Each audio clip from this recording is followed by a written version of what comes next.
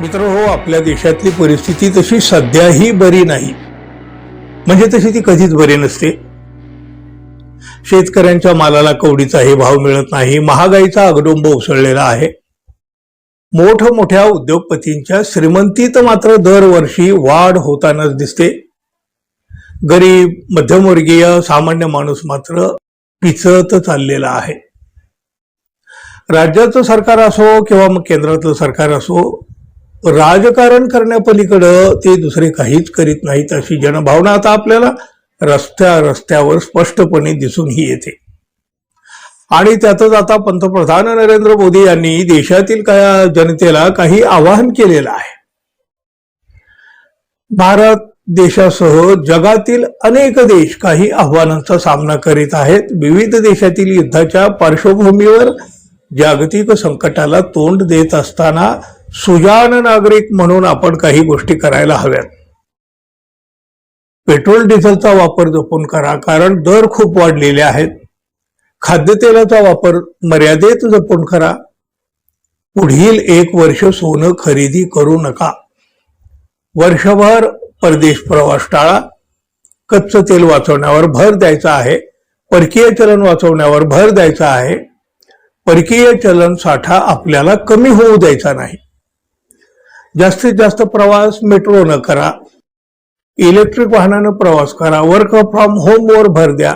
Online बैठकावर भर द्या आणि परकीय उत्पादनाची खरेदी कमी करा, असं आवाहन पंतप्रधान मोदी यांनी केलेलं आहे. इराण विरुद्धची लष्करी कारवाई थांबल्याचं अमेरिकेनं जाहीर केलेलं आहे. मात्र होर्मुझ सामुद्रधुनीमध्ये तणाव कायम आहे. अमेरिका इराण संघर्ष अर्थात या युद्धाचा फटका जागतिक व्यापाराला आणि इंधन पुरवठ्यालाही बसत आहे. कच्च्या तेलाचे दर प्रति बॅरल 110 ते 120 डॉलर पर्यंत पोहोचल्यामुळं भारतामध्ये महागाईचा भडका उडण्याची शक्यता आहे.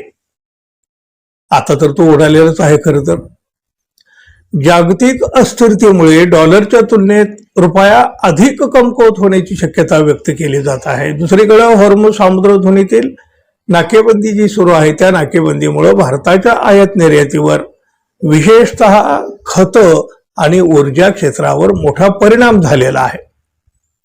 शेअर बाजारातील अस्थिरतेमुळे परकीय संस्थागत गुंतवणूकदारांनी गेल्या काही दिवसामध्ये भारतीय बाजारातून अंदाजे 14,231 कोटी रुपये काढून घेतलेले आहेत. या सगळ्या पार्श्वभूमीवर पंतप्रधान नरेंद्र मोदी यांनी देशातील जनतेला हे आवाहन केलेलं आहे. भविष्यात नक्की काय घडणार, कुठल्या संकटाचा सामना करावा लागणार, अशा प्रश्नाचं आणि संशयाचं मोठं धुकं देशातील नागरिकांच्या मनामध्ये आता तयार झालेलं आहे.